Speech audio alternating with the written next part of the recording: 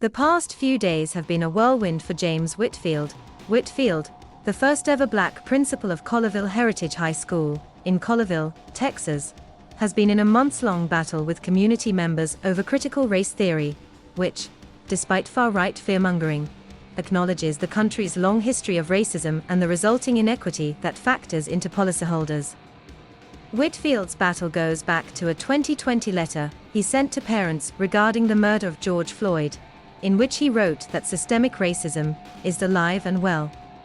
He received only support regarding the letter until a year later, during a July 26 school board meeting's open forum, when a former school board candidate called systemic racism a conspiracy theory and accused Whitfield of promoting critical race theory. He then called for Whitfield to be fired, which was met with cheers from the crowd. Weeks after July 26 meeting, the school district sent Whitfield a disciplinary letter, and he was placed on administrative leave August 30. It all came to a head Monday night, when the majority-white school board unanimously voted to not renew Whitfield's contract for the next school year, citing deficiencies in communication, insubordination, failure to comply with board policies, failure to meet professional conduct, dividing the community, and failure to maintain effective relationships with the community. A representative for the school district, however, did not provide any specific examples of the alleged behavior. And through his lawyer, Whitfield said he can't comment on something he has no knowledge of. Controversy over critical race theory has been roiling Grapevine Colleyville Independent School District for months. Shannon Braun, a school board member who ran on the platform that critical race theory shouldn't be taught in schools, received national attention earlier this year when her brother, Chip Gaines of Fixer Upper fame, donated $1,000 to her campaign. In a statement at the time, the district said its schools do not teach critical race theory. Still, members of the public Facebook group Assist Parents for Strong Schools regularly post anti-critical race theory articles. Whitfield told BuzzFeed News that people shouldn't get caught up in the critical race theory battle because it's not even being taught in public schools. What they're attacking is anything with a semblance of inclusive, equitable, and welcoming environment that celebrates diversity, Whitfield said. That's what the attack is on. While they don't want to talk about systemic racism, they don't want to acknowledge that that's a thing. Essentially, their actions and what they're doing to educators of color, such as myself and other educators, is upholding systemic racism, but it's like they can't see past what their agenda is. And their agenda is set on anything that disrupts public education. That is what this group is set out to do. Whitfield has his supporters, though.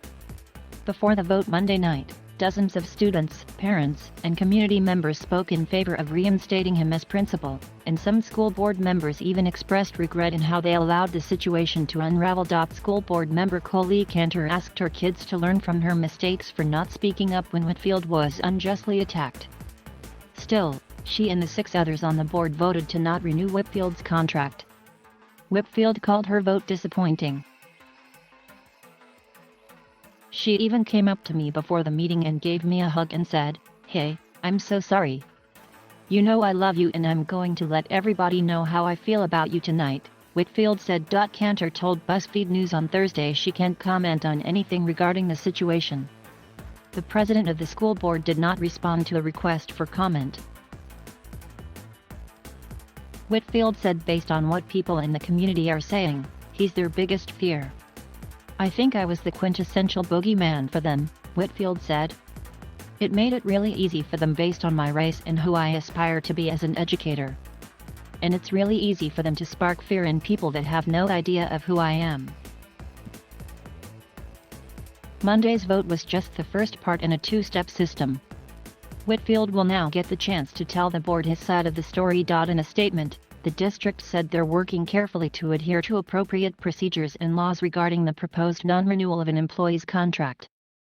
SISD remains focused on educating every child in our outstanding school district as we await Dr. Whitfield's decision about whether he will request a hearing before the Board of Trustees, the statement added. Whitfield said he wants to get back to the students. "I've been caught up in other people's agendas," he said.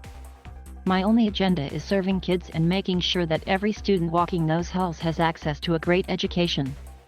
They feel celebrated, they feel welcomed each day, they feel nurtured. They have an opportunity to grow. That's what I hope we can get back to doing, because I think that's what we're missing in this whole thing.